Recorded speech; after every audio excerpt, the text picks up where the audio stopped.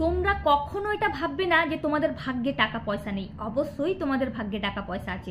আর যে রেমেডিটা আমি তোমাদের সাথে শেয়ার করতে চলেছি ওটা করে দেখো, 2-3 দিন করার পরে তোমরা রেজাল্ট দেখতে পাবে। দেখবে বাড়িতে প্রচুর পরিমাণে টাকা আসা শুরু হবে। তো এর জন্য তোমাদের যেটা করতে হবে, তোমাদের একটা জিনিস শুধু চেক করতে হবে, তোমাদের পকেটে অথবা পার্সে সব থেকে বড় কোন টাকা আছে। মনে করো কারো পকেটে বা পার্সে 50 টাকার নোট আছে, 100 টাকার নোট আছে, 500 টাকার নোট আছে, তোমরা কি করবে 500 টাকার নোটটা নেবে। কারো পকেটে অথবা পার্সে হয়তো 50 টাকার নোটই সর্বোচ্চ নোট, তো সে কি করবে 50 টাকার নোট দেবে। আবার কারো পকেটে বা পার্সে হয়তো 100 টাকার নোটই সর্বোচ্চ নোট, সে কি করবে 100 টাকার নোটটা নেবে।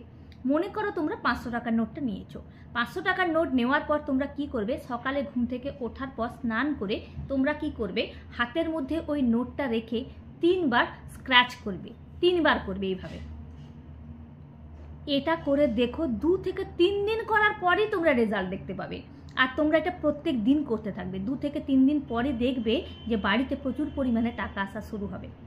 তো আজকের রেমেডিটা যদি তোমাদের ভালো লেগে থাকে প্লিজ লাইক শেয়ার কমেন্ট করতে ভুলো না। Thank you.